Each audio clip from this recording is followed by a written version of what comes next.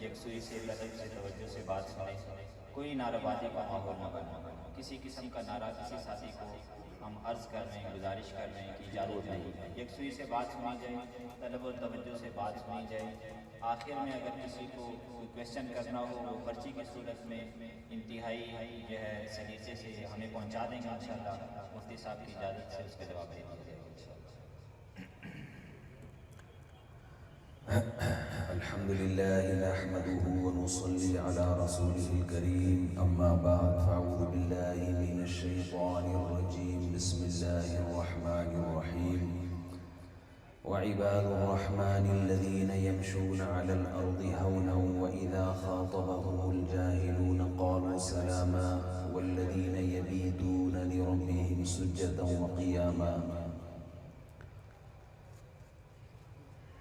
سوالات کے لیے اگر آپ اپنی سے پرچے لکھ کے جمع کرا دینا، کیونکہ ہمیں 2-3 تجربے ہوئے ہیں، اگر ہم نے اجازت دی ہے سوال کی تو اتنے لوگ کھڑے ہو جاتے ہیں کہ وہ ایک پتہ ہی نہیں چلتا کس کو جواب دینا ہے کس کو نہیں دینا۔ تو اچھا پرچے یہ جمع کر رہے ہیں مولانا صاحب، کافی ماشاءاللہ جی مولانا عبد الماجد صاحب، بڑی خاندانی سی ٹوپی پہنی ہوئی ہے ماشاءاللہ۔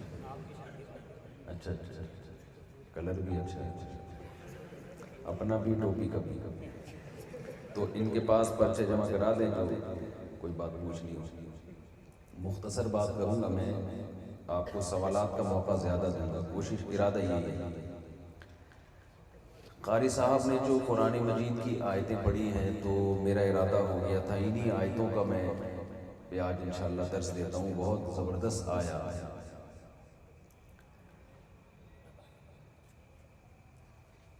دیکھیں ہم دنیا میں آئے ہیں اور آنے کے بعد یہاں رہنا نہیں ہے ہمیں۔ آج سے 100 سال بعد جتنے لوگ ابھی بیٹھے ہوئے ہیں، 100 سال بعد شاید ان میں سے ایک ہی زندہ نہ ہو، چند ہزار وہ لوگ ہوں گے جو آج پیدا ہو رہے ہیں اور 100 سال کی عمر کو کراس کر لیں، ورنہ ہم سب قبروں کے اندر لیٹے ہوئے ہیں۔ تو ایک لائف اسٹائل غیر مسلموں کا ہے جو آخرت پر یقین نہیں رکھتے۔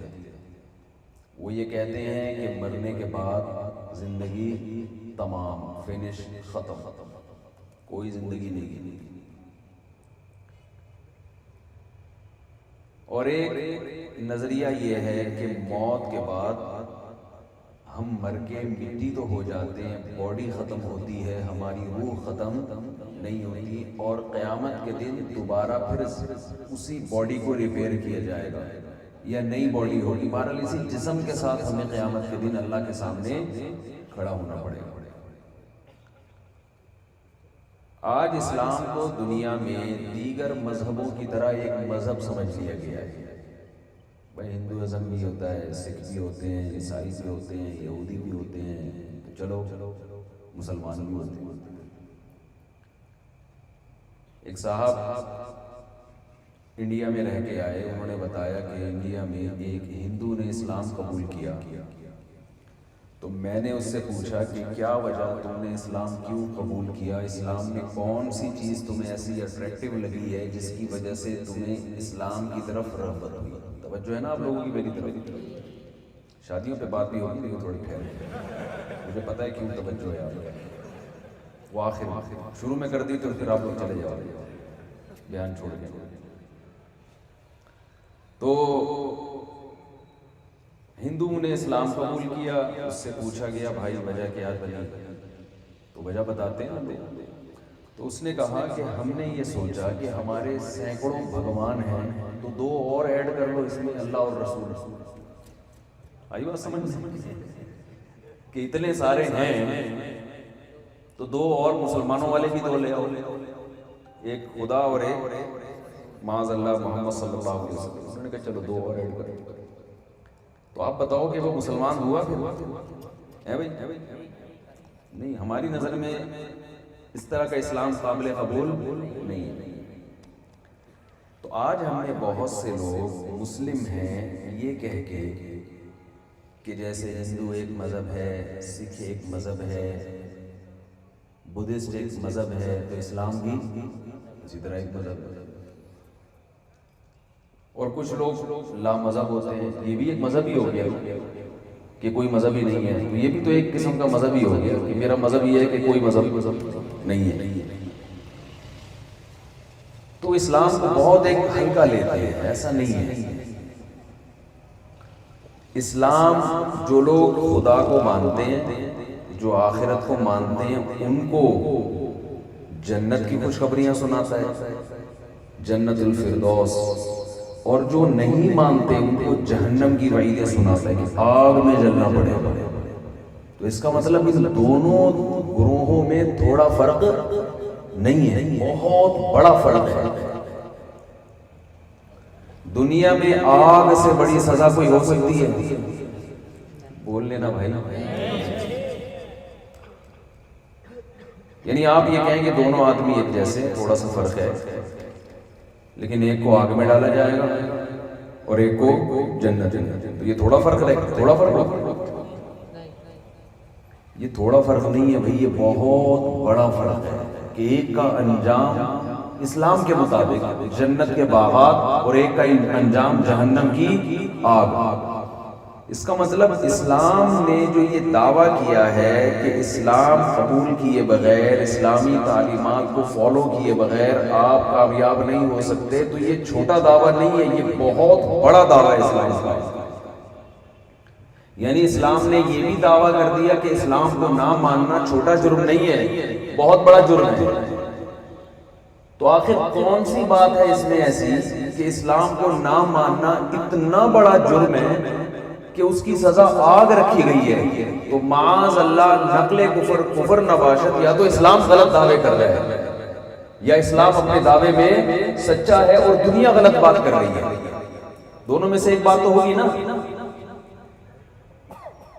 تو ہم جب اسلام کی تعلیمات کی طرف دیکھتے ہیں نا، اسلام نے جن موضوعات کو اٹھایا ہے وہ موضوعات انسانی زندگی کے لیے اتنے اہم ہیں کہ ان باتوں پہ ڈسکس کیے بغیر اور ان باتوں میں سیدھے راستے پہ جب تک ہمیں صحیح گائیڈنس نہ ملے، اس کے بغیر انسان کے لیے انسان بننا ناممکن ہے.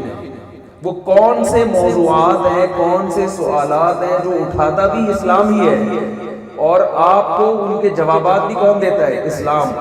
اور یہ دعویٰ بھی کرتا ہے کہ آپ کی زندگی میں سب سے اہم ترین موضوعات اور سب سے اہم ترین سوالات یہ ہیں جن کے جواب کے بغیر آپ کی بخشش نہیں ہو سکتی. میں سمجھا پا رہا ہوں اپنی بات؟ پہلے میں کہتا تھا آپ کو سمجھ میں آ رہی ہے بات؟ لوگ کمنٹس کرتے تھے اتنے بیوقوف نہیں ہے کہ سمجھ میں نہیں آ رہی. تو میں نے تھوڑا اسٹائل چینج کر دیا. اسٹائل تو اپنے اختیار میں ہے نا، جب چاہو جیسے چاہے. تو دنیا میں کچھ سوالات ایسے ہیں جن کا جواب، جن سوالات کو اٹھاتا بھی قرآن ہے اور جواب بھی کون دیتا ہے؟ قرآن. وہ آپ کو دنیا کی کسی کتاب میں نہ وہ ٹاپک ملے گا، نہ اٹھائے جائیں گے، نہ ان کے جوابات دیے جائیں گے. اور اگر کسی اور کتاب میں ان موضوعات پر بحث ہوگی بھی تو اتنی اہمیت سے نہیں ہوگی، نظریے کے طور پہ ہوگی کہ ہر آدمی کا ایک کانسیپٹ ہوتا ہے، نظریہ ہوتا ہے، تو چلو یہ بھی ایک نظریہ ہے. دیکھیے، کوئی مشین جب بنائی جاتی ہے تو اس میں سب سے امپورٹنٹ سوال یہ ہوتا ہے کہ اس مشین کا بنیادی مقصد کیا ہے. کسی گاڑی کے لیے گاڑی بنائی ٹویوٹا کمپنی، آپ نے کبھی گاڑی دیکھی نہیں، فرض کرنے میں گورنمنٹ کی طرف سے کوئی پابندی نہیں. آپ کہیں گے کیسی مثالیں دے رہے ہیں، گاڑی نہیں دیکھی. آپ فرض کریں کہ آپ نے کبھی زندگی میں گاڑی دیکھی، گاؤں میں کوئی گاڑی آگے کھڑی ہو گئی، آپ نے گائے دیکھی تھی 4 ٹانگوں والی، گدھے دیکھے تھے، ان کی بھی اتفاق سے 4 ٹانگیں ہوتی ہیں، اور گھوڑے دیکھے آپ نے، اتفاق سے کتنی ٹانگیں ہوتی ہیں؟ پہیے کسی کے آپ نے اب تک نہیں دیکھی. ایک گاڑی دیکھی 4 وہیل گاؤں میں آ کے کھڑی ہے، تو آپ کے لیے سب سے امپورٹنٹ سوال کیا ہوگا کہ اس کا مقصد کیا ہے؟ اس میں ہوا کیسے بہتی ہے یہ زیادہ امپورٹنٹ ہے، یہ بنائی کیوں گئی یہ زیادہ امپورٹنٹ ہے؟ بولے نا بھائی یہ بنائی کیوں نہیں؟ اب آپ کیا کر رہے ہیں؟ اس گاڑی کے بارے میں معلومات حاصل کر رہے ہیں، یار یہ انجن آئل، اس میں آئل کون سا ڈلتا ہے، یہ ڈیزل سے چلتی ہے یا پیٹرول سے چلتی ہے یا گیس پہ چلتی ہے، بڑی نوازش آپ کی ہے بھائی، اس کی سروس کہاں سے ہوگی؟ ان تمام سوالات کے جواب میں آپ عمر کھپا دیتے ہیں، پوری زندگی آپ نے اس میں لگا دی۔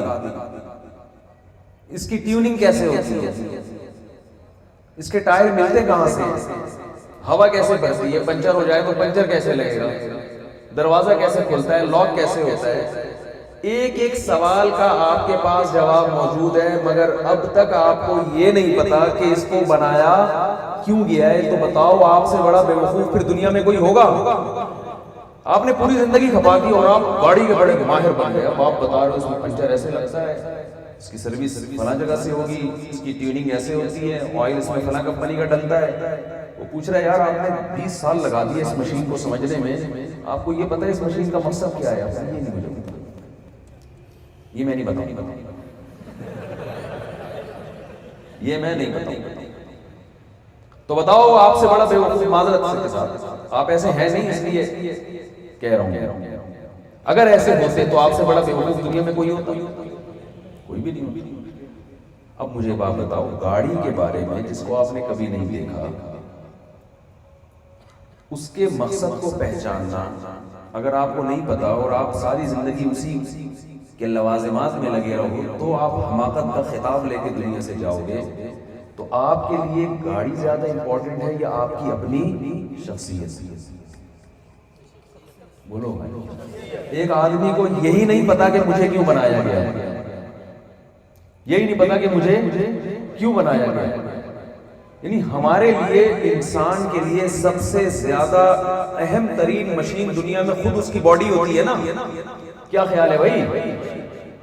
اس کو یہ پتا ہے کہ اس کی توند کیسے بھرے گی، یہ چلے گا کیسے، یہ دوڑے گا کیسے، یہ سوئمنگ کیسے کرے گا، یہ ہارس رائڈنگ کیسے کرے گا، یہ گنجا ہو جائے تو سر پہ بال کیسے ہوگیں گے اس کے، یہ بیمار ہو جائے تو ٹھیک کیسے ہوگا، بخار میں کیا کھانا ہے اس کو، کھانسی میں کیا کھانا ہے، دبلا ہے تو کون سی خوراکیں کھانی ہے، موٹا ہے تو باریک کیسے ہونا ہے اس نے، اور آگے 10 قسم کے جو مسائل ہیں، یہ روڈ پہ کیسے چلے گا، یہ زندگی گزارنے کے لیے گھر کون سے استعمال کرے گا، اور گھر کی ریپیرنگ کیسے ہوگی، گھر کا دروازہ کیسے لگے گا، لوٹا کہاں سے آئے گا واش روم کے لیے، یہی چیزیں ہوتی ہیں نا، سب مکس زندگی چل رہی ہے۔ پلنگ ٹوٹ گیا تو جڑے گا کہاں سے، اور گاڑی میں ہوا کیسے بھرے گی، ساری دنیا کی ہر قسم کی نالج اس کے پاس ہے، لیکن اس بیچارے کو یہ نہیں پتا کہ مجھے کیوں بنایا گیا۔ تو یہ اس سے بھی بڑا احمق ہے جو گاڑی کے بارے میں تمام تر علوم حاصل کر رہا ہے لیکن اس کے مقصد کو فوکس کرنے کی کوشش نہیں کر رہا۔ اس سے بڑا بیوقوف یہ ہے جسے اپنے دنیا میں آنے کا مقصد معلوم نہیں ہے۔ یہاں تک بات سمجھ میں آ گئی؟ میں کوشش کروں گا اسٹیپ بائی اسٹیپ سمجھاؤں۔ یہ تو ایک بات ہوگی۔ دوسری بات یہ، آپ کہہ سکتے ہیں کہ گاڑی چونکہ میکینک نے بنائی ہے تو کچھ سوچ کے بنایا ہوگا کسی مقصد کے لیے، کیا خیال ہے؟ اور ہم بنائے نہیں گئے، بن گئے ہیں۔ تو بنی ہوئی چیز ہوتی ہے، اس کا کوئی مقصد بولنا پڑے گا آپ کو، جملہ کمپلیٹ کر دیا کریں۔ بنی ہوئی چیزوں کا مقصد نہیں ہوتا، بنائی گئی ہوئی چیزوں کا مقصد ہوتا ہے۔ جو کام آٹومیٹیکلی ہو جائے اس کی کوئی ریزن نہیں ہوتی، جو کیا جائے اس کی ریزن ہوتی۔ مثال دیتا ہوں، میں بیان کر رہا ہوں اور میرا ہاتھ یہاں گلاس پہ لگ گیا، میں جوش میں آ کے بڑی کر کے گلاس نیچے گرا اور 4 ٹکڑے ہو گئے اس کے۔ آپ مجھ سے پوچھیں یہ کام ہوا نا، گلاس کا ٹوٹنا ایک کام ہے۔ یہ کمپنی نے گلاس بنایا اور انہوں نے کہا کہ یہ گلاس شیشے کا گلاس ہے، اتنا مضبوط ہے کہ اگر آپ 20 منزلہ عمارت سے نیچے گرائیں تو 19 منزلہ تک گارنٹی ہے نہیں ٹوٹے گا۔ بھائی بس 19 منزلوں تک گارنٹی ہے نہیں ٹوٹے گا۔ ایسے بھی گلاس بن رہے ہیں پاکستان میں 19 منزلوں تک صحیح سالی۔ ہاتھ لگا گلاس ٹوٹ گیا، کام ہوا نا۔ آپ مجھ سے پوچھیں گے مفتی صاحب یہ گلاس آپ نے کیوں توڑا، وجہ بیان کریں، یہ کام ہوا اس کی ریزن بیان کریں۔ میں کہوں گا بھائی ٹوٹا نہیں ہے، اتفاق سے میرا ارادہ نہیں تھا بیان میں जोश आया और हाथ यूं लगा, और खतीबों से टूटती हैं बहुत सारी चीजें, खुद टूट जाते हैं बात बात। आपने देखा होगा यूट्यूब पे बात होती है, कितना मेंबर पे उछलते हैं आराम से, कुर्सियां टूट जाती है, खुद भी टूट जाती है। तो गिलास अगर टूटा है, तोड़ा नहीं गया, तो ये इसकी अलामत है। फिर मेरे जिम्मे ये नहीं है कि मैं इसकी रीजन बयान करूं, लेकिन अगर ये गिलास उठा के मैं बाकायदा तोड़ूं, फिर आप मुझसे पूछेंगे ना मुफ्ती साहब क्यों तोड़ा, मैं अगर जवाब दूं वैसे ही तोड़ दिया मैंने, वैसे, तो आप कहेंगे हमने आपको बयान के लिए बुलाया था, गिलास तोड़ने के लिए नहीं बुलाया। इंतजामिया भी मुझसे पूछेगी बयान की परमिशन लीजिए, अपनी यूनिवर्सिटी के लड़कों में बयान होगा और आप गिलास तोड़ रहे हो, इसकी तो कहीं परमिशन, आइंदा जब आप आए तो हम गिलास तोड़ने की अलग से परमिशन लिया करेंगे। तो इससे पता चलता है कि जो काम किया जाता है ना, करने वाले के जिम्मे है कि वो ये बताए कि मैंने क्यों किया। अगर वो ये कहता है कि वैसे ही कर दिया, तो ये करने वाले के अहमक और बेवकूफ होने की अलामत होती है। दो बातें समझ में आ गई। तीसरी बात, जब कोई काम ऑटोमेटिकली होता है उसमें मैनेजमेंट नहीं होती, टूट फूट होती है, और जब कोई काम किया जाता है उसमें एक मैनेजमेंट होती है। मिसाल से देता हूं, ये गिलास टूट गया था, हाथ लगा मेरा, आपने पूछा कि गिलास भाई ये ईगो खत्म कर दे, आपने पूछा कि भाई ये गिलास क्यों तोड़ा, मेरे पास जवाब आसान है, भाई तोड़ा नहीं है, टूट गया, मुझे रीजन बताने की जरूरत नहीं है। लेकिन वो गिलास जब टूट गया था, आपने देखा कि जुड़ा हुआ रखा है समझ बॉन्ड के जरिए, 4 टुकड़े थे आपस में तरतीब से जुड़ गए। आपने देखा भाई मुफ्ती साहब के अलावा तो यहाँ कोई बैठा ही नहीं था उसको जोड़ने के लिए। अब आपने पूछा कि मुफ्ती साहब ये गिलास आपने क्यों जोड़ा, मैं बताऊंगा भाई पानी पीने के लिए जोड़ा, इसलिए जोड़ा कि किसी का नुकसान ना हो। बेचारों ने मुझे बयान के लिए बुलाया था, गिलास टूट गया तो मैंने कहा जोड़ दिया, मैंने कहा समझ बॉन्ड वैसे ही पड़ा हुआ है, लगा दो। 10 रीजन बयान करूंगा ना मैं ये नहीं कह सकता वैसे ही थोड़ी होता है कोई काम। अब मैं रीजन नहीं बयान कर रहा, तो मैंने क्या कर दिया, मैंने कहा यार जैसे टूटा था ना, मैंने कहा था वैसे ही खुद ब खुद टूट गया, तो इन्होंने मेरी जान छोड़ दी। तो मेरे पास रीजन से बताने से बचने का बेहतरीन बहाना है कि मैं कहता हूँ वैसे ही जुड़ गया, खुद ब खुद जुड़ गया। टूटने में तो आप मान लेंगे खुद ब खुद टूट गया है, जुड़ने में मान लो कि खुद ब खुद जुड़ा है। क्या हो गया भाई, मान लो। अब मैं क्योंकि साइंटिस्ट था, लम्स यूनिवर्सिटी का बहुत बड़ा प्रोफेसर था, और आप साइंसदानों से बड़े मुतासिर थे, मैंने अपनी डिग्रियां दिखाई और मैंने कहा मेरी एक थ्योरी है, एक थ्योरी मैं मार्केट में लेकर आया कि ये गिलास खुद जुड़ सकता है। यार कैसे जुड़ सकता है, मैं फिर बता रहा हूं, अरबों खरबों साल पहले वंस अपॉन अ टाइम रेत पड़ी हुई थी। वो मुझे एक लतीफ, जब मैं ऐसे बयान करता हूँ गवर्नमेंट इसी तरह कहता है, एक सेल वजूद में आया, फिर खरबों साइंसदानों के पास सालों की कमी नहीं। आपको यार 1 करोड़ साल में भी ऐसा इत्तेफाक नहीं हो सकता, चलो 20 करोड़ लगा लो, कोई माजी में झांक के थोड़ी देख रहा है। आपको यार 20 करोड़ में भी नहीं हो सकता, 1 अरब लगा लो। हम बार्गेनिंग कर रहे होते हैं ना, 20 की देगा, चल 40 रुपए ले ले, चल 80 रुपए ले ले, तो यहाँ तो पैसे लग रहे होते हैं, एक हद तक जाते हैं। साइंसदानों के लिए पेशगोई करने में गवर्नमेंट की तरफ से सालों पे कोई पाबंदी नहीं है, खरब साल लगा लो। मैंने क्या किया, मैंने कहा भाई ये गिलास ऑटोमेटिकली जुड़ सकता है, क्योंकि जोड़ने वाला नजर नहीं आ रहा और मैंने जोड़ा नहीं है, खुद से तो जुड़ नहीं सकता ना, मैंने कहा जुड़ सकता है। खरबों सालों में ये हुआ कि रेत पिघली और शीशा बना, और फिर ये हुआ, फिर ये हुआ, फिर एक धमाका हुआ था, तो इत्तेफाक से एक यूं करके ड्राम से ही आके जुड़ गया, बाकी नहीं। आप बोलोगे मुफ्ती साहब आपको बयान करने के लिए बुलाया था, फेंकने के लिए क्या ख्याल? बयान करने के लिए बुलाया था, लंबी लंबी फेंकने के लिए नहीं बुलाया था। मैं कहता हूं डार्विन जो खुदा के वजूद का मुनकिर है, उसने इससे बड़ी बड़ी फेंकी है। मेरा तो एक गिलास जुड़ना में आप मुझे कह रहे हो कि यार फेंक रहे हो। डार्विन सिर्फ एक साइंटिस्ट था, इससे बड़ी फेंक कर गया है और लोग उसकी बात पर یقین کر رہے ہیں کہ خود بخود ایک گلاس کے 4 ٹکڑے خود بخود نہیں جڑ سکتے. پورا انسان ماں کے پیٹ میں ماں روٹی کھاتی ہے, اسی روٹی سے بچے کی آنکھ بن رہی ہے, ناک بن رہی ہے, دل, دماغ, جگر, گردے, پھیپھڑے, کلیجی, ناخن, ناک, پلکیں, آئی برو, ساری چیزیں بنتی ہیں ماں کے پیٹ میں. سارے ریپیئرنگ کا کام, ڈینٹنگ پینٹنگ کا کام ہو کے بچہ ادھر باہر آیا, باہر آتے ہی ماں کی چھاتیوں میں دودھ پیدا ہو گیا. جس روٹی سے پہلے آنکھیں بن رہی تھی اس سے دودھ نہیں بن رہا تھا, دانت بن رہے تھے, ہونٹ بن رہے تھے, ساری چیزیں بنا کے ادھر بچہ آیا ہے, ادھر ماں کی چھاتیوں میں اسی روٹی سے اب دودھ پیدا ہونا شروع ہو گیا. اور ایسا دودھ, اور بچہ کچھ بھی سیکھ کے نہیں آتا. بالکل لا تعلمون شیئا اخرجکم من بطون امہاتکم لا تعلمون شیئا, کچھ نہیں پتا ہوتا, لیکن اسے یہ پتا ہوتا ہے کہ دودھ کہاں سے ملے گا اور کیسے میرے حلق میں اترے گا.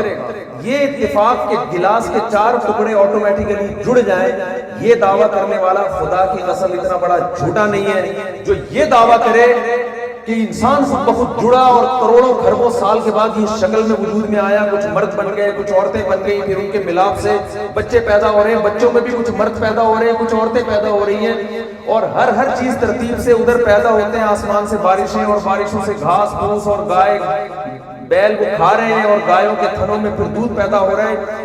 یہ پورا جو پروسیس ہو رہا ہے اتنا بڑا اتفاق سے وجود میں نہیں آ سکتا, یہ ناممکن ہے.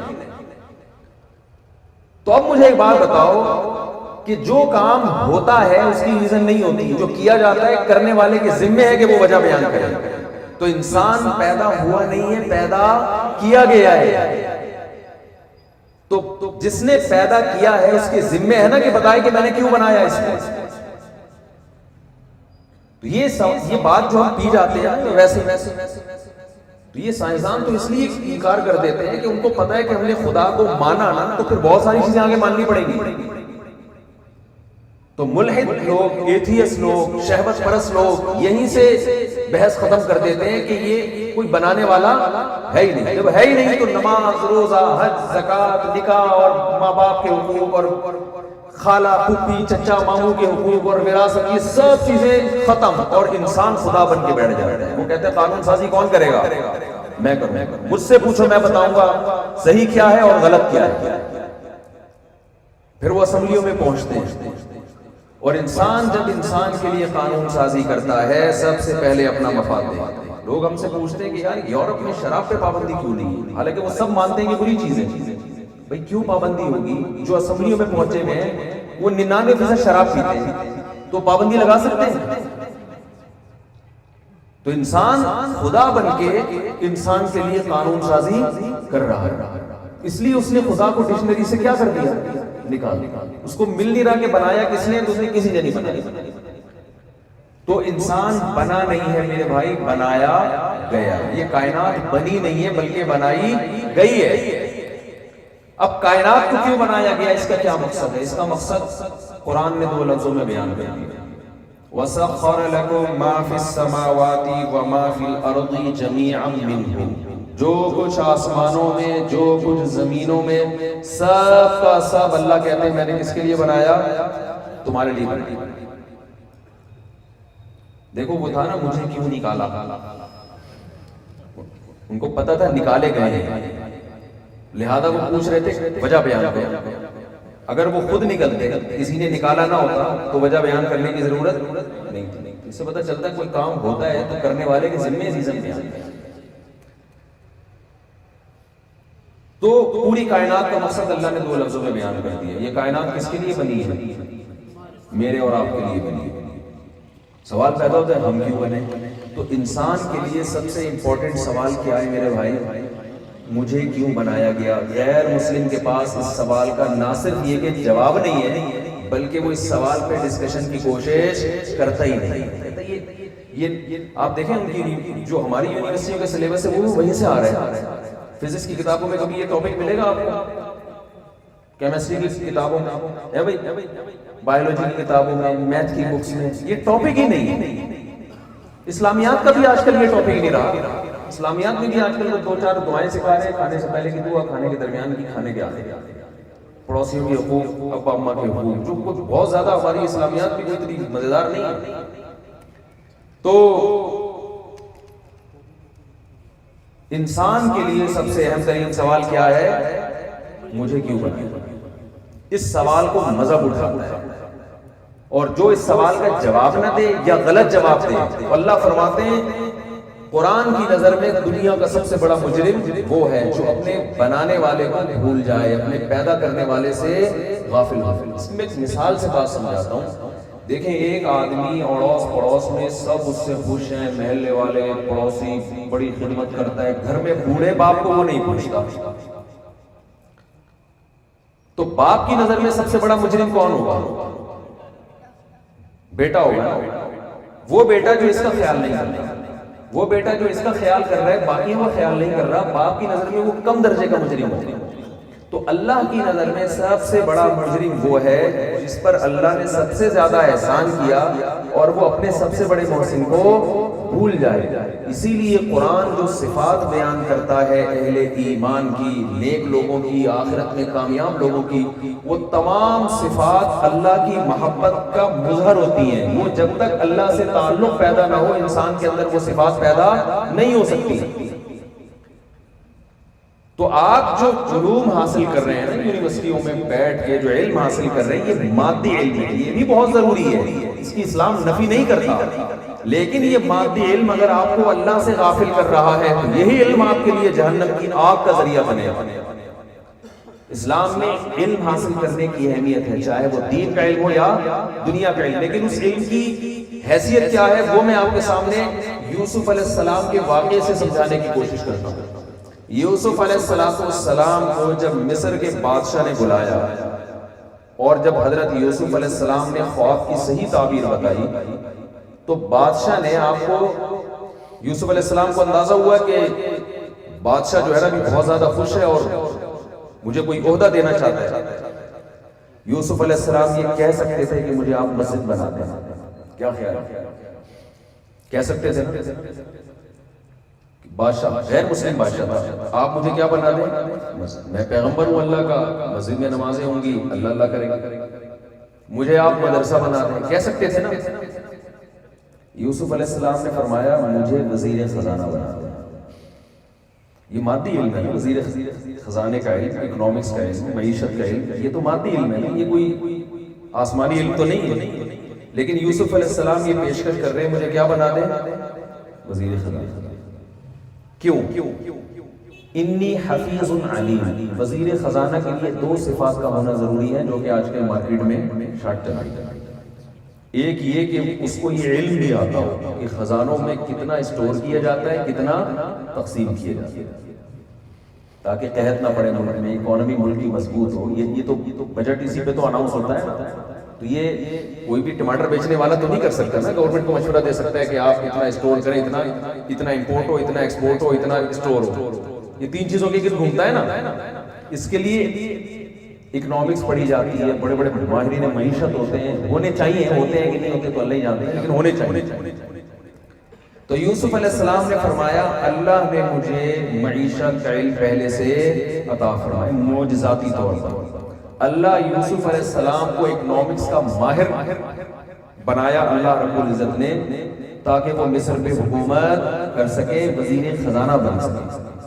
اور وزیر خزانہ کی دوسری بڑی صفت یہ ہوتی ہے کہ وہ خزانوں کا محافظ ہو، ایسا نہ ہو اس سے بچانے کے لیے 6 آدمی اس پہ بٹھانے پڑے۔ ہمارے ایک دوست نے جو ہے نا دکان کھولی، اس کی بکروں کے جو چارہ ہوتا ہے دانا، اس میں جو اور گندم یہ چیزیں، مجھے کہنے لگے کہ اس کو میں پہرے کے لیے بٹھا کے جاتا تھا کوئی چور وور نہ آئے نا دکان میں، اور یہ کیا کرتا تھا ایسے نا تھوڑا تھوڑا اٹھا کے کھاتے کھاتے پورے ہفتے میں آدھی بوری کھا لیتا تھا، تو اس کی حفاظت کے لیے ایک اور بندہ بٹھانا پڑا۔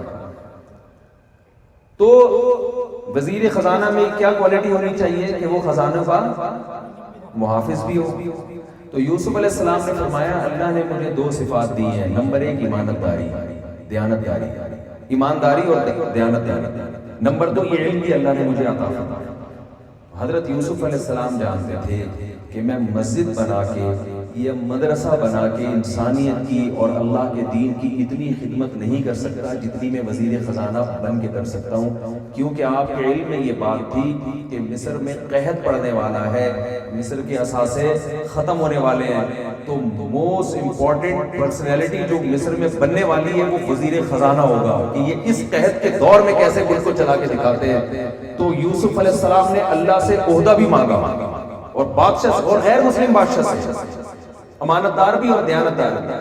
تو یہ تینوں مادی چیزیں ہیں، لیکن اللہ اپنے پیغمبر کو دے رہا ہے، اور اس کے نتیجے میں یوسف علیہ السلام کچھ وقت کے بعد مصر کے بادشاہ بن گئے، اور بنی اسرائیل کی بہت بڑی تعداد مصر میں آباد ہوئی، اور آپ کی روحانی برکتیں صدیوں تک چلتی رہی ہیں مصر میں۔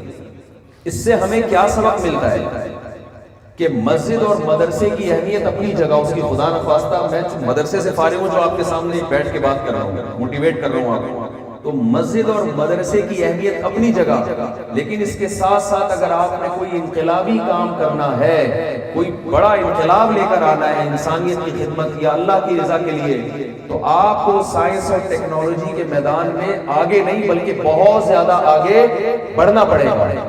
اور جب آپ اس نیت سے آگے بڑھیں گے تو یہ مادہ پرستی نہیں کہلائے گی، بلکہ یہ کام پیغمبروں کی سنت کہلائے گی۔ میں سمجھا پا رہا ہوں اپنی بات کہ نہیں سمجھا پا رہا؟ تو آپ جن علوم سے وابستہ ہیں ان میں دو چیزیں آپ کو دیکھنی ہے۔ نمبر ایک، کیا یہ علم وہ علم ہے جس سے میں انسانیت کی خدمت ہی کر سکوں؟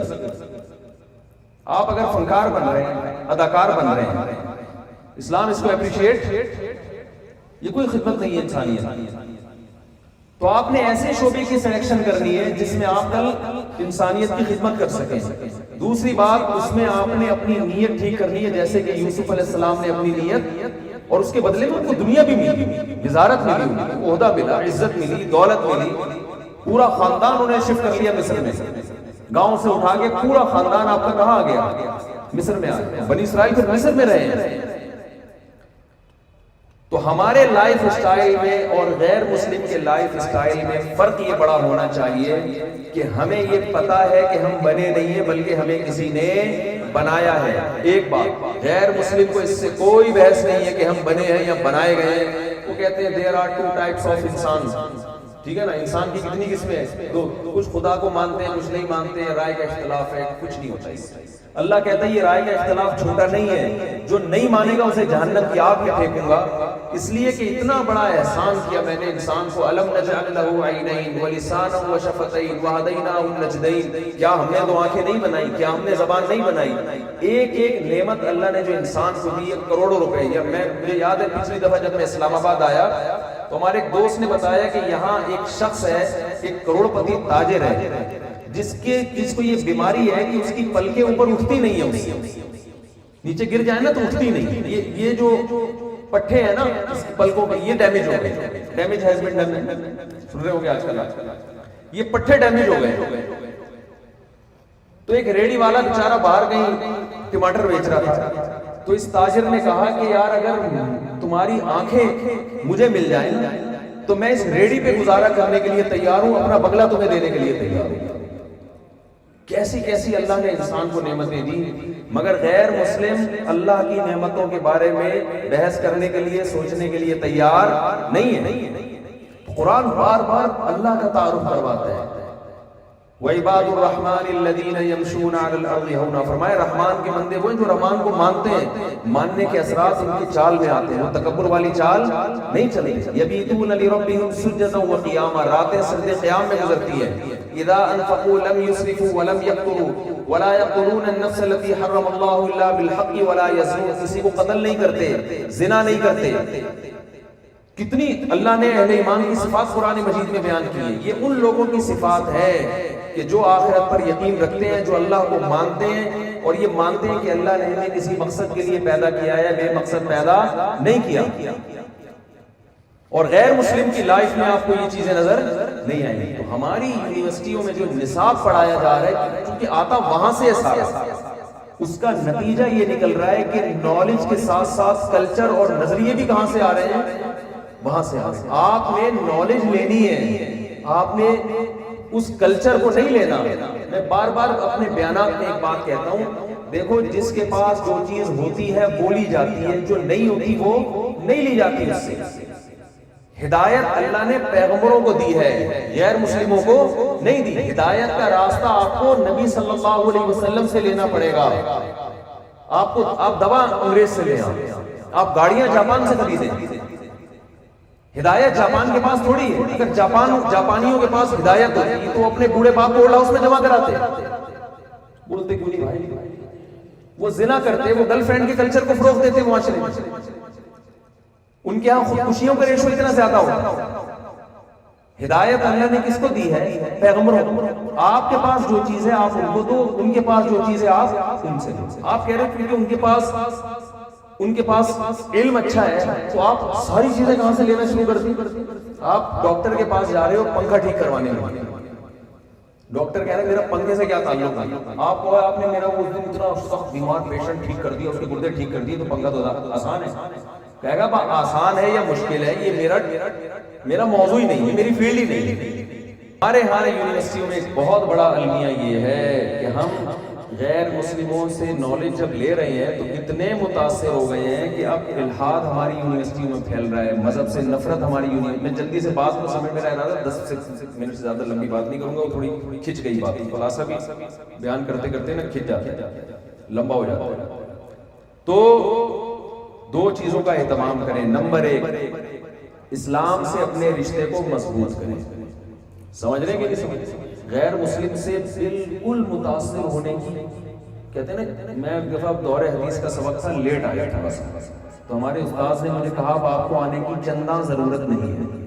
وہ لفظ مجھے ایسا یاد ہو گیا، کہتے ہیں نا چندہ ضرورت نہیں ہے، تو وہ لفظ مجھے ایسا یاد ہو گیا، وہ کھڑا ہی رہا سبق سے۔ تو آپ کو ان غیر مسلموں سے متاثر ہونے کی چندہ ضرورت نہیں، بالکل بھی ضرورت نہیں۔ وہ ایک کسی نے کتاب لکھی تھی، 7 کامیاب آدمی کی پتنی نشانیاں، اور مجھے اس کا پھر مصنف کا نام ہی یاد نہیں، بیان میں بیٹھتا ہوں تو سوچتا ہوں نام یاد کر کے آؤں گا۔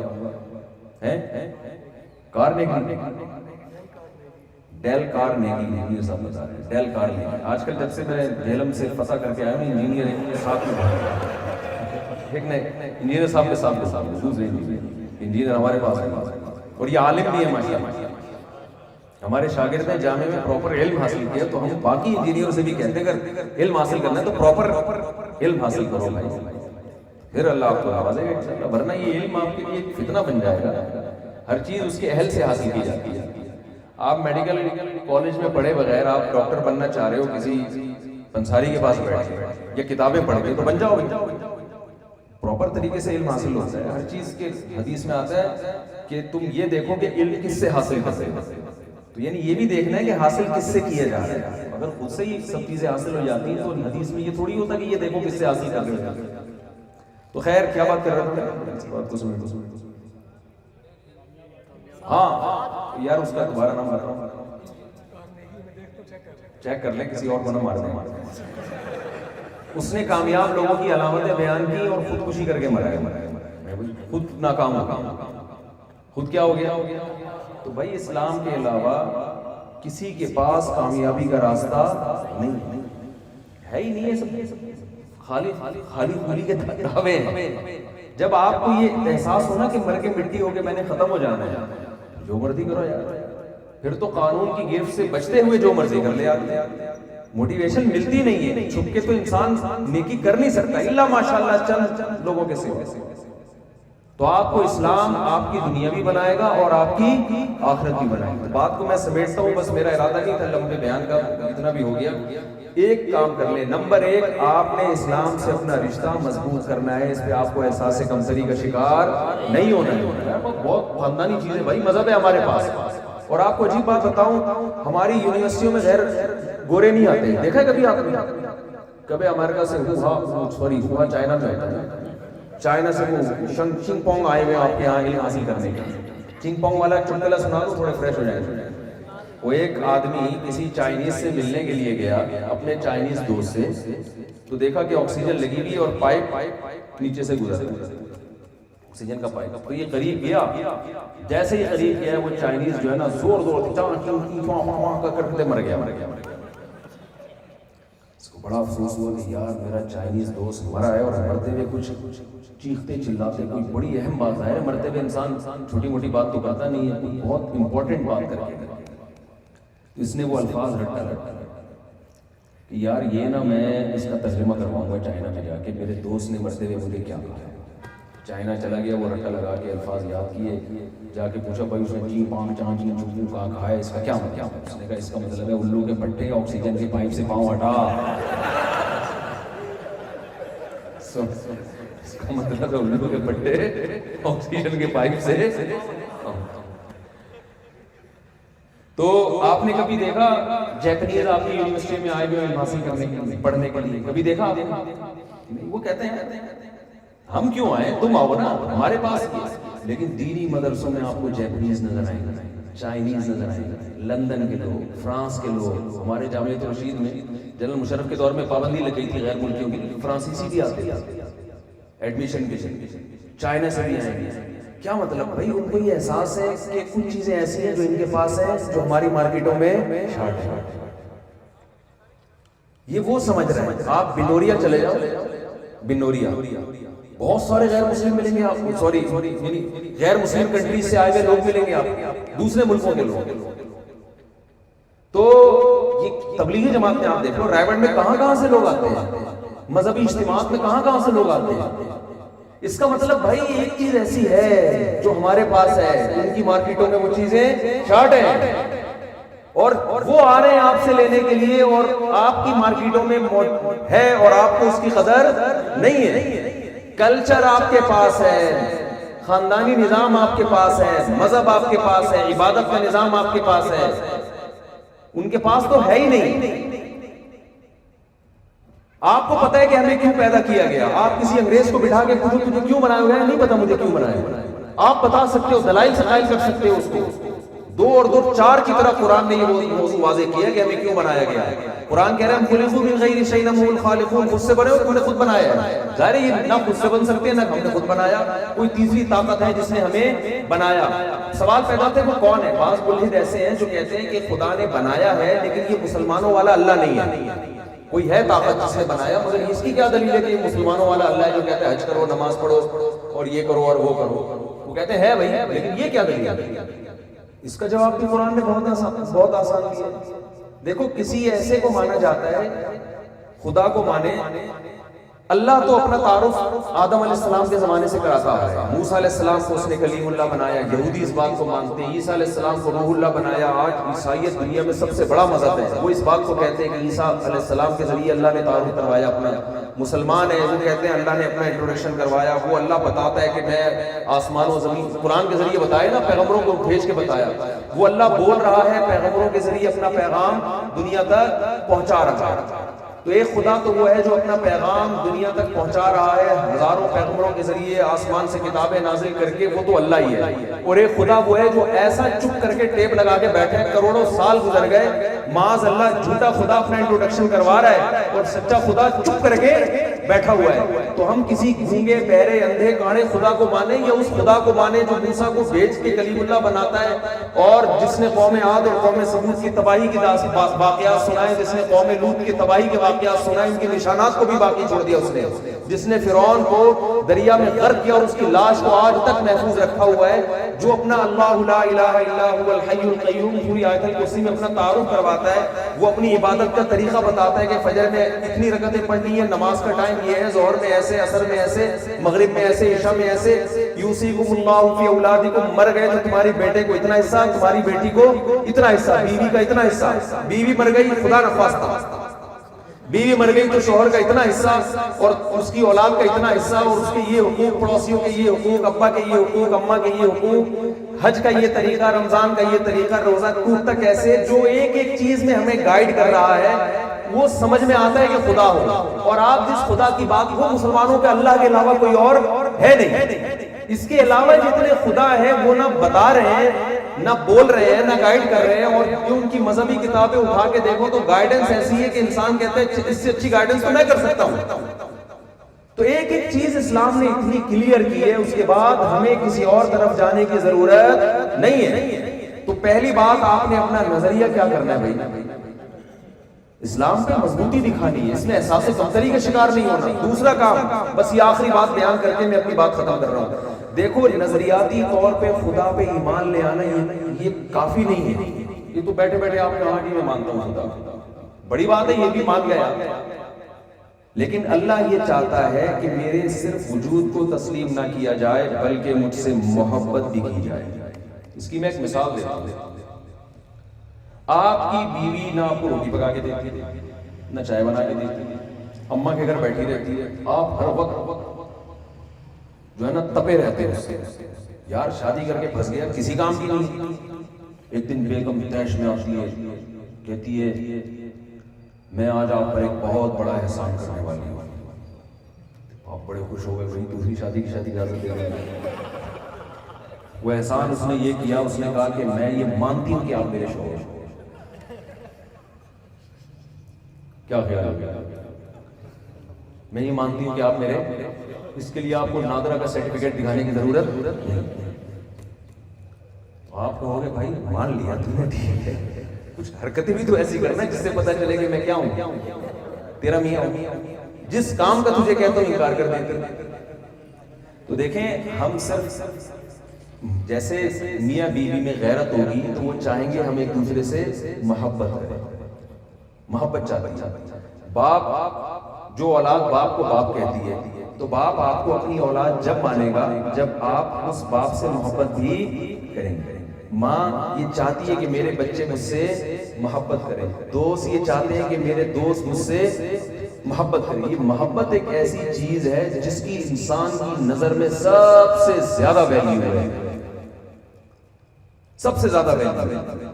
کسٹمر سے بھی آپ کا تعلق ہوتا ہے، محبت نہیں ہوتی۔ پڑوسیوں سے بھی آپ کا تعلق ہوتا ہے، بسا اوقات محبت نہیں ہوتی۔ تعلق ہونا کمال نہیں ہے، کمال کیا ہے؟ محبت ہونا۔ تو اللہ بھی یہ چاہتا ہے کہ میرے بندے صرف مجھے تسلیم نہ کریں بلکہ مجھ سے محبت کریں۔ تو محبت ایک ایسی چیز ہے کہ اگر یہ آپ میں نہیں ہوئی ہے تو پیدا بھی کی جا سکتی ہے۔ سمجھ میں آ رہی ہے بات کہ نہیں؟ آپ کہہ سکتے ہیں یار ہمیں تو اللہ سے محبت ہونی چاہیے مگر نہیں ہے، تو کیا کریں؟ تو اللہ نے اس کے لیے سب سے اہم چیز جو بتائی ہے نا وہ نماز ہے۔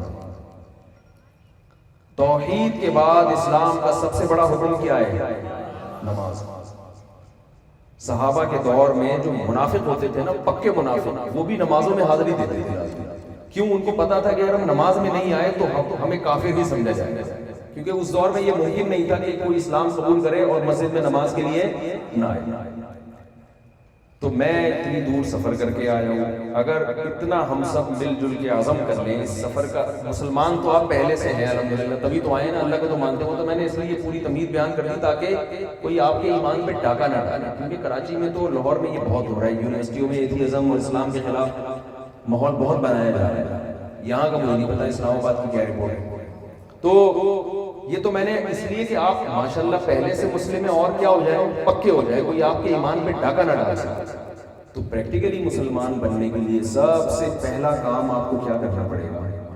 نماز۔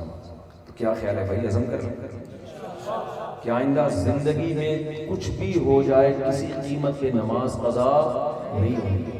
اور اس کے لیے دیکھیں، جب جس چیز کو کسی کی عادت نہیں ہوتی نا، عادت ڈالنے کے لیے کچھ اپنے آپ کو سزا دینی پڑتی ہے۔ اکثر لوگ کہتے ہیں ہم سے بد نظری نہیں چھوٹتی، لڑکیوں کو جھانکتے تاکتے رہتے ہیں، عادت پڑ گئی ہے۔ بعض لوگوں کو ہو جاتی ہے عادت، بڑھاپے میں بھی نہیں چھوٹ رہی ہوتی۔ ہمارے استاذ واقعہ بیان کرتے تھے بوڑھے آدمی کا، بوڑھے قابل احترام ہیں ہمارے معاشرے میں، اللہ کا شکر ہے خیر غالب ہے، لیکن بعض ہوتے ہیں جو جوانی میں بہت پھڑکی ہوتے ہیں تو بڑھاپے میں بھی ویسے ہی رہتے ہیں۔ تو وہ بڑے اپنے محلے کے بوڑھے کا قصہ سناتے تھے نا، وہ جہاں سے خاتون گلی سے داخل ہوئی تو وہاں تک یعنی پورا جو ہے نا پہنچا کے آتا ہے۔ تو یہ خطرہ ہوتا ہے اگر جوانی میں یہ توبہ نہ کی۔ تو جن کو عادت پڑ جائے نا، علماء کیا کہتے ہیں بھائی جب بد نظری ہو کچھ پیسے صدقہ یعنی قیمت نہیں، ایک دفعہ دیکھنے کے 100 500، جس کو جتنی اللہ نے عادت یعنی جتنا پیسہ دیا اس کا فائدہ کیا ہوگا؟ آہستہ آہستہ یہ گناہ کم ہوگا۔ ہمارے ایک دوست کو سگریٹ کی عادت تھی، انہوں نے کیا کیا، کینیڈا میں ہوتے ہیں بلکہ کینیڈا میں 10,000 روپے نکالنا کوئی اتنا مشکل کام نہیں ہوتا۔ تو انہوں نے کہا کہ میں آئندہ منت نہ مانے، بس ویسے ہی نیت کی انہوں نے کہا کہ میں جب سگریٹ پیوں گا میں انشاءاللہ 10,000 روپے صدقہ کروں گا. تو ایسا ہی کرتے تھے. اس کا فائدہ کیا ہوا؟ اتنا زیادہ جرمانہ بھی نہ رکھ لیں کہ وہ آدمی کا یار اتنا ہی نیک ہوتا تو سگریٹ نہ چھوڑ دوں، 1,00,000 روپے صدقہ کروں گا. تو اتنا زیادہ بھی سزا نہ ہو کہ وہ برداشت کرنا مشکل ہو، اور اتنی ہلکی بھی نہ ہو کہ آدمی سارا دن میں ایڈوانس میں گلک میں پیسے ڈال کے بولا پیتا رہو. اتنی بھی نہ ہو. ہر آدمی کی حالت مختلف ہوتی ہے. تو وہ کہتے ہیں میں نے 10,000 روپے رکھے ہیں. اس کا نتیجہ یہ نکلا کہ میں اگر دن میں 20 دفعہ سگریٹ پیتا تھا تو 10 دفعہ پہ آ گیا. پھر 10 دفعہ کے بعد آہستہ آہستہ 5 دفعہ پہ آ گیا. پھر کہتے ہیں ہفتے میں 1 آدھ دفعہ ہی. لیکن جب بالکل کم ہو جائے گی تو پھر وہ جرمانہ انہوں نے بڑھا دیا. اب عادت پڑ گئی. تو یہ بہت بہترین نسخہ ہے. آپ اپنے آپ کو نماز کا عادی بنانے کے لیے، عادت ڈالنے کے لیے اپنے اوپر جرمانہ رکھیں. حضرت حکیم اختر صاحب رحمہ اللہ بہت بڑے بزرگ تھے. وہ فرمایا کرتے تھے جس دن فجر نکل جائے اس دن کا ناشتہ گول. ناشتہ نہیں کرنا، بلکہ وہ تو فرماتے تھے غیرت آنی چاہیے جس خدا نے. دیکھو غیر مسلم تو خدا ہے ہی نہیں نا اس کی ڈکشنری. ہم تو مانتے ہیں، تو جو مانتے ہیں تو صحیح طرح سے مانیں. اللہ نے 5 نمازوں کو فرض کیا ہے، اور نبی صلی اللہ علیہ وسلم کی صحیح حدیث سے پتہ چلتا ہے کہ اسلام میں توحید کے بعد نماز سے بڑا کوئی حکم نہیں ہے. اس پہ مضبوطی سے قائم رہنا. کوشش کریں گے کہ نہیں کریں گے؟ اللہ تعالیٰ مجھے بھی اس پر عمل کرنے کی توفیق عطا فرمائے، اور آپ حضرات کو بھی. اب سوالات کی جو پرچیاں آ چکی ہیں، مزید کوئی کھڑے نہ ہو. شادیوں کی بات رہے چلے وہ میں بھی کرتا ہوں. آج ایک آدمی کا فون آیا کہ میں نے دوسری شادی کی. ابھی میں آ رہا تھا نا گاڑی میں، ابھی کی بات ہے، 2 گھنٹے پہلے کی بات ہے. یہ حضرات بیٹھے ہوئے سن رہے تھے، بلکہ 1 گھنٹہ بھی نہیں ہوا ہوگا فون. مجھے کہنے لگے میں نے دوسری شادی کی ہے اور میرا سسرال بہت تنگ کر رہا ہے، مجھے بہت ٹینشن ہے، کیا کروں. میں نے کہا شہد کے چھتے میں منہ دے کے شہد پی رہے ہو اور بول رہے ہو کہ مکھیاں کاٹ رہی ہیں. میں نے جب دوسری کی نا، یہ واقعہ میں دھیان شاید نیٹ پہ اپلوڈ کی ہوا ہو. میں نے جب دوسری کی تو بہت زیادہ میرے پر سسرال کا دباؤ تھا. تو میں ایک بڑے عالم کے پاس گیا، بہت ٹینشن ہے. میں نے کہا میں بہت برے طریقے سے پھنس گیا ہوں، میرے سسرال کو چھوڑ نہیں رہا مجھے، میں کیا کروں. انہوں نے کہا کیا کیا کہ میں نے کہا دوسری شادی کی. تو انہوں نے کہا ہم بیوقوف ہیں کیا. پھر کہنے لگے لوگ شہد کے چھتے میں ہاتھ دے کے شہد پیتے ہیں اور کہتے ہیں کہ مکھیاں کاٹ رہی ہیں، اور اس مولوی طارق کو دیکھو منہ دے کے شہد کے چھتے میں شہد پی رہا ہے اور کہہ رہے کہ مکھیاں. تو 4 شادیاں لازمی کریں، لازمی کریں، کیونکہ یہ معاشرے کی ضرورت ہے. ہاں یہ دیکھو لوگ اکثر مجھ سے پوچھتے ہیں کہ ہم کیوں کریں، ہمیں تو دوسری شادی کی ضرورت نہیں ہے. آپ کو ضرورت نہیں ہے، خواتین کو ضرورت ہے. لڑکیاں بہت زیادہ ہو گئی ہیں مردوں کے مقابلے میں. گروتھ ریشو کے لحاظ سے نہیں، جو نکاح کے قابل مرد ہیں وہ مارکیٹ میں بہت تھوڑے سے رہ گئے. سمجھ رہے ہو مارکیٹ سے کیا چل رہے ہیں. میں ایک چھوٹی سی بات کرتا ہوں. دیکھو جس معاشرے میں فیملی پلاننگ پر عمل ہوگا نا، وہاں لڑکیوں کا گروتھ ریشو بڑھے گا. وجہ اس کی ہے کہ جس کے ایک لڑکا ہو گیا تو ایک لڑکی کے بعد نسل روک لے گا. جس کا لڑکا نہیں ہوا تو وہ لڑکے کی لالچ میں پیدا کرتا رہے گا. 5-6 بیٹیوں کے بعد 1 آدھ بیٹا ہو جاتا ہے. تو گروتھ ریشو لڑکیوں کا تو بڑھ رہا ہے، لڑکوں کا نہیں بڑھ رہا. یہ طے شدہ بات ہے، اس کا کوئی بھی انکار نہیں کر سکتا. آپ کہہ سکتے ہیں چائنا اور انڈیا میں تو لڑکے زیادہ ہیں. بھائی وہاں ماں کے پیٹ میں ہی بیٹیوں کو مار دیتے ہیں. ہم تھوڑی یہ ظلم کر سکتے ہیں کہ یار بچیوں کو پیدا ہونے سے پہلے ہی قتل کر دو، یہ تو ظلم ہے. تو اس لیے وہاں برابر ہے، ورنہ گروتھ ریشو جہاں فیملی پلاننگ ہوگی لڑکیوں کا بڑھے گا. تو اب لڑکیاں پیدا زیادہ ہو رہی ہیں، لڑکے پیدا کم ہو رہے ہیں. یہ مفتی حسین خلیل خیل صاحب بیٹھے ہیں نا، یہ فلسفہ میں نے ان کو بتایا تھا. تو آخر میں ان کے ایک بڑا بہترین انہوں نے جواب دیا تھا، کوئی چٹکلا میں آپ کو سناتا ہوں. تو یہ بڑے عالم ہیں ماشاءاللہ، جامعہ رشید کے بہت سینئر عالم ہیں، اور اسلامک بینکنگ اور فائننس میں بہت اللہ نے ان کو مہارت دی ہے. تو لڑکیاں پیدا زیادہ ہوتی ہیں، لڑکے پیدا کم ہو رہے ہیں.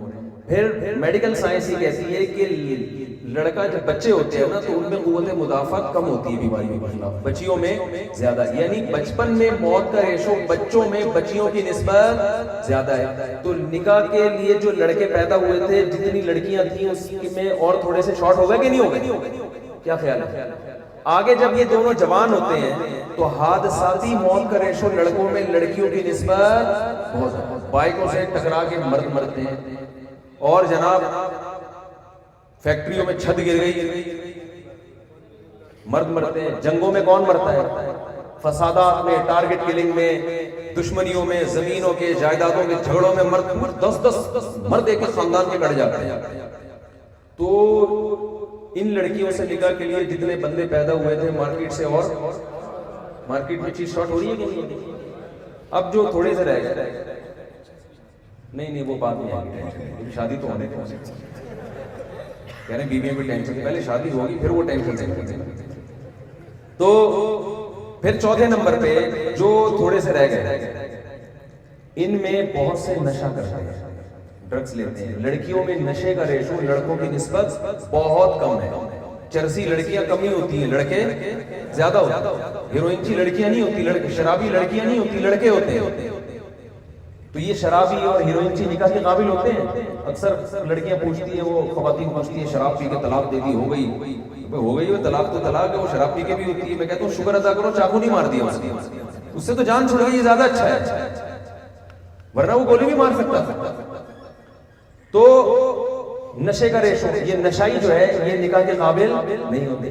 پھر لڑکوں میں بے روزگاری، بے روزگار آدمی نکاح کے قابل نہیں ہوتے۔ لڑکیوں میں بے روزگاری ہونا کوئی عیب اس لیے نہیں ہے کہ اس کا نام نفقہ شوہر کے ذمے ہے، بیوی کے ذمے نہیں ہے۔ یہ اور تھوڑے سے شارٹ ہو گئے کہ نہیں ہو؟ پھر جو باقی بچے ہیں ان میں سارے یہاں نکاح نہیں کرتے، بہت سے یورپ امریکہ جا کے انگریز لڑکیوں سے نیشنلٹی کے چکر میں نکاح کرتے ہیں، جبکہ یہاں کی لڑکیوں کو وہاں نہیں بھیجا جا سکتا نکاح کے لیے۔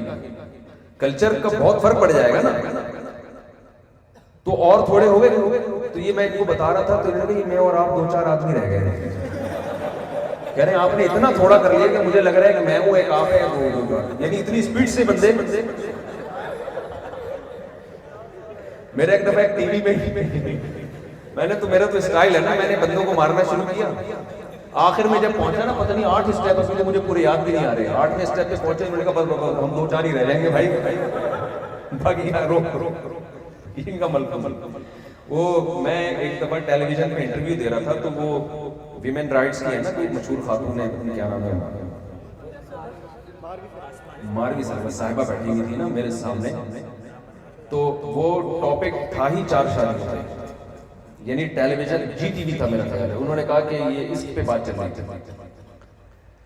تو میں نے اس پہ دلائل دینا شروع کی۔ میں نے قرآن و سنت سے نہیں دی، میں نے عقل سے دلائل دی۔ تو انہوں نے، ان کی جب باری آئی تو کہنے لگی نہیں لڑکیوں میں بھی بہت ریشو بہت ہے، لڑکیاں بہت مرتی ہیں۔ مثلاً انہوں نے کہا پریگننسی میں اتنی لڑکیاں مر جاتی ہیں، حالانکہ اتنی نہیں مرتی جتنی انہوں نے، میں نے آدھے گھنٹے میں اتنے مرد نہیں مارے تھے، انہوں نے 1 منٹ میں اتنی عورتیں مار دی۔ انہوں نے کہا اتنی لڑکیاں تیزاب پھینکنے سے مرتی ہیں، اتنی پریگننسی سے مرتی ہیں، ہر منٹ میں اتنی، ہر منٹ میں۔ مجھے مذاق سمجھا، میں نے کیا نہیں، میں نے لائف چل رہا تھا، بعد سنا میں نے کہا یار کال کر کے میں گھر والوں کو یہ معلوم کروں کہ ہمارے گھر میں سب خواتین زندہ ہیں یا نہیں، کیونکہ اتنی، میں نے کہا آپ اتنی اسپیڈ سے خواتین کو مار رہی ہیں کہ مجھے فکر لگ گئی، میں گھر فون کر کے پوچھوں ہمارے گھر میں مرا تو نہیں، تھوڑا ہاتھ، یعنی میرا ان کا مقصد ہے کہ اتنی بھی اسپیڈ نہیں جتنی آپ نے بنا۔ تو خیر، لیکن یہ جو میں بیان کر رہا ہوں یہ گراؤنڈ ریئلٹی ہے، اس کا کوئی بھی انکار نہیں کر سکتا۔ حادثوں میں مرد مرتے ہیں، خواتین تھوڑی مرتی۔ تو اب مجھے ایک بات بتاؤ، یہ اتنے سے مرد رہ گئے، یہ آپ جیسے نیک شریف جو پڑھے لکھے بھی ہیں اور نہ کوئی نشہ کر رہے ہیں، لڑکیوں کی تعداد آپ کی نسبت بہت زیادہ ہے۔ میں نہیں کہہ رہا کہ لڑکیاں لڑکوں سے زیادہ ہیں، وہ لڑکیاں جن سے نکاح کے قابل مرد ہیں، تو نکاح کے لائق مردوں کی تعداد بہت کم ہے۔ ایسی صورت میں کوئی وظیفہ، الٹے لٹک لٹک کے شادیوں کے لیے بھی وظیفے پڑے، لڑکیوں کی شادیاں نہیں ہو سکتی۔ ہر گھر میں کوئی نہ کوئی مسئلہ ہے، لڑکی پیدا ہونے کا عذاب بن گئی ہے۔ کیا مطلب؟ تو اب بھائی اس کا حل یہی ہے کہ دیکھو، ایک آدمی 4 ڈرائیور کھڑے ہوتے ہیں ڈوبنے سے بچانے کے لیے، 4 آدمی کھڑے ہیں، 4 ڈوب رہے ہیں، تو ہونا تو یہ چاہیے چاروں میں سے ہر ڈرائیور ایک ایک کو سنبھال لے، ڈائیو مارے اور ایک ایک کو سنبھال لے۔ اب اگر 3 نہیں سنبھال رہے تو ایک کی ذمہ داری ہے نا وہ چاروں کو بچائے۔ یا وہ کہے کہ چونکہ وہ نہیں سنبھال رہے تو میں تو تینوں کو مرنے دوں گا، میں صرف ایک بندہ سنبھالوں گا. تو بھائی اب آپ کی ذمہ داری کیا ہوگی؟ ہم خواتین کو ٹھکانے لگائیں. ہم انگریز تھوڑی ہے کہ زنا کی طرف لے کر جائے. یا تو آپ ان کو خدا نخواستہ زنا الاؤ کر دو، معاذ اللہ، نقل کفر، اس بے حیائی کا نہ ہمارا مذہب اجازت دیتا ہے نہ ہمارا کلچر اجازت دیتا ہے. یہ تو بہت بڑا جرم ہے. تو اس کا حل سوائے اس کے کچھ بھی نہیں ہے کہ بھئی ایک آدمی ایک سے زیادہ خواتین کی ذمہ داری، بولو نا بھائی، اور مکھیاں کاٹیں گی صبر سے، مکھیاں کاٹیں گی صبر سے، سمجھ رہے ہیں، اور عدل بھی کرے، ان کے حقوق بھی ادا کرے جو اسلام سے ہے. نہیں پہلی بیوی راضی نہیں، پہلی نہیں کرے، پہلی کو راضی کیسے کرے؟ پہلی والی کوئی راضی نہیں. آپ ذرا پڑھ کے سنائیں اس کی سوال جلدی مختصر. کوئی بندہ گناہوں سے بچنے کے لیے کسی بزرگ کی بیعت کرنا چاہتا ہو تو کیا جی کسی بزرگ کی اگر کوئی بیعت کرنا چاہتا ہے گناہوں سے بچنے کے لیے تو جائز ہے، بشرطے کہ وہ بزرگ ہی ہو. بزرگ کی ڈیفینیشن یہ ہے کہ سنت پر عمل کرتے ہیں، وہ گناہوں سے بچتے ہیں. جو روحانیت کے نام پہ آج کل ایک عجیب سی چیزیں چل رہی ہیں مارکیٹ میں، تو شریعت کو فالو کریں. چلیے حالات حاضرہ اور آج کے حالات میں نوجوانوں کی کیا ذمہ داری ہے؟ بھائی آج کل کے حالات کے لحاظ سے نوجوانوں کی ذمہ داری یہ ہے کہ سب سے پہلے وہ جس فیلڈ میں ہے اس فیلڈ میں اپنی نیت کو درست کریں. میں لاہور کے اکثر واقعہ بتاتا ہوں. ایک صاحب نے کہا سپریم کورٹ کے جج نے غیر شرعی فیصلہ کیا ہے، تو آپ سپریم کورٹ کے جج کے خلاف بیان دیں. میں نے کہا میں بیان دوں گا اندر ہو جاؤں گا. آپ کے کتنے بچے ہیں؟ میں نے کہا 4. میں نے کہا آپ چاروں کو ارادہ کرو سپریم کورٹ کا جج بنو اور پہلے سے ان کی ٹریننگ شروع کر دو. جب آپ جیسے سینکڑوں لوگ یہ ارادہ کریں گے تو ایک نہ ایک اچھا جج، ابھی بھی بہت اچھے ہیں لیکن اور اچھا. ٹھیک ہے چلے آگے. تو آپ جو جس فیلڈ میں ہے نا اس میں نیت اچھی کریں. دوسرے کو گمراہ کہتے ہیں اور بدقسمتی سے یوٹیوب سے ہم معلومات حاصل کرتے ہیں. جی رہنمائی فرمائیں کس کو سنا جائے؟ یہ بہت اہم سوال ہے. لوگ پوچھتے ہیں ہر فرقہ دوسرے کو گمراہ کہتا ہے، ہم کہاں؟ تو یہ تو ایسا ہی ہوگا، ہر مذہب دوسرے مذہب کو غلط کہتا ہے تو ہم کہاں جائیں؟ کہاں گئے بھائی؟ صحیح مذہب کو فالو کیا. تو ہر فرقہ اگر دوسرے فرقے کو غلط کہہ رہا ہے تو آپ دیکھو ان میں کون غلط ہے اور کون صحیح ہے. یہ تو نہیں کہ دونوں ہی غلط ہیں. دو آدمی لڑ رہے ہیں، ایک نے پہل کر کے مکہ مارا، دوسرا بچانے کے لیے مکہ مار رہا ہے. آپ کو دونوں غلط ہیں، دونوں لڑ رہے ہیں. بھائی ایک دفاع میں لڑ رہا ہو. یہ زبان، یہ لوگوں کی زبان پر یہ جملہ ہے سب مولوی آپس میں لڑ رہے ہیں. بھائی کچھ دفاع میں لڑ رہے ہوتے ہیں. جب آپ کسی کے بزرگوں کا نام لے لے کے ان کی توہین کرو گے، اسلام کے بنیادی اور بیسک عقائد کا آپ انکار کرو گے تو علماء جواب تو دیں گے نا. تو اس میں آپ کی یہ ذمہ داری نہیں ہے کہ سب غلط ہے. آپ کی ذمہ داری ہے کہ جو حق پر ہے اس کا آپ نے ساتھ دینا. باقی یہ لڑائی چلتی رہے گی قیامت. یہ تو حق اور باطل کی لڑائی قیامت تک چلے گی. یہ آپ یہ نہ توقع رکھیں کہ بالکل امن مانا جائے گا. یہ تو حضرت عیسیٰ علیہ السلام جب نازل ہوں گے تبھی ہوگا ہی. پھر سارے فرقے تلوار کی زور سے اس وقت ختم ہوں گے. ابھی تلوار کی طاقت سے ختم نہیں ہو سکتے. ابھی یہی ہے کہ آپ کو جو حق لگتا ہے آپ اس کا ساتھ دیں اور جو باطل لگتا ہے آپ دلائل کی دنیا میں اس کا جواب دیں. بس اس سے آگے آپ کو بڑھنے کی ضرورت نہیں. چھوڑ دیں، یہ اللہ کا کام ہے کون صحیح کون غلط. یہ اللہ آپ سے، آپ اگر صحیح کو فالو کریں گے آپ کی کوشش ہوگی. یہ جو کہتے ہیں اسلام میں فرقہ نہیں ہے، 73 فرقے بنیں گے. اسلام 73 فرقے بنیں گے، انہی میں دیکھنا ہے کون صحیح ہے کون غلط ہے. جی آپ 4 شادیوں کا زور دیتے ہیں تو اسٹوڈنٹس گھروں سے دور رہ رہے ہیں اور کس طرح اس پہ عمل کریں؟ کہہ رہے ہیں بھئی آپ 4 شادیوں کا زور دیتے ہیں، جو اسٹوڈنٹ گھروں سے دور رہ رہے ہیں وہ گھر بنا لیں. ان کو زیادہ شادی کر لیں، ان کا گھر کر لیں. پیسہ ہی نہیں. کوئی ایسا رشتہ تلاش کر لے جو فری میں نکاح کر لے، پھر بھی نہیں ملتا تو پھر روزے رکھے. زبردستی گن پوائنٹ تو ہوتی نہیں. جی اسلام سائنس کے علم کے بارے میں کیا کہتا ہے؟ اسلام بہت فضیلت بیان کرتا ہے. کسی کی جان بچانا ایسے جیسے تمام انسانوں کی. تو میڈیکل سائنس پڑھ کے جب آپ ڈاکٹر بنتے ہو تو ہزاروں کی جان بچاتے ہو. اسلام اصول بیان کرتا ہے. نبی نے فرمایا جس نے درخت لگایا جب تک چرند پرند بھی کھاتے رہیں گے قیامت تک اس کو ثواب ملے گا. تو جو زرعی یونیورسٹی میں جا کے زراعت کی پیداوار میں اضافے کا ذریعہ بنتا ہے تو کروڑوں لوگوں کے کھانے پینے کا ذریعہ بنے گا تو وہ کتنا ثواب حاصل کرے گا. تو اسلام اصول اور ضابطے بیان کرتا ہے.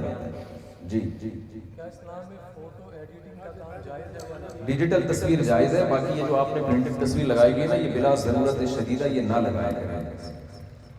ہم بہت سے دو شادی شدہ ہیں لیکن گھروں سے دور ہیں. جی ماں باپ گھر جانے کو دل کرتا ہے پر جا نہیں سکتے، کیا کریں؟ کہہ رہے ہیں ہم شادی شدہ ہیں، گھروں سے دور جاب کر رہے ہیں یا پڑھ رہے ہیں، 1 مہینے بعد گھر جانے کا دل کرتا ہے، جا نہیں سکتے تو کیا کریں؟ یہ آپ کے گھریلو مسائل تو میں حل نہیں کر سکتا ہے۔ آپ کہہ رہے ہیں میرے پاس پراٹھے کے پیسے نہیں ہیں، صبح پراٹھے کھانے کا دل کرتا ہے تو کیا کریں؟ یہ مسائل میں کس کو نہیں کریں؟ اسٹیفن کوی کی کتاب تھی جس کا اِنّا للہ ہوا تھا، وہ ڈیل کا اِنّا للہ ڈیل کارنیگی کا ہوا تھا۔ 30 ملین کتاب اچھا 30 ملین بکی تھی، آخر میں اِنّا للہ چلیں۔ آپ کو یونیورسٹی ثقافت سے کیا مطلب ہے؟ کیا مطلب؟ سوال واضح نہیں۔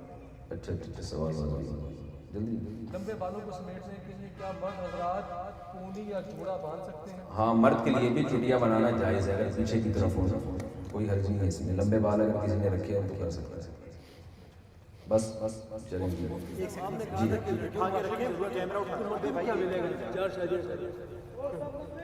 مردوں کو ثواب ملے، شاید بھی ملے۔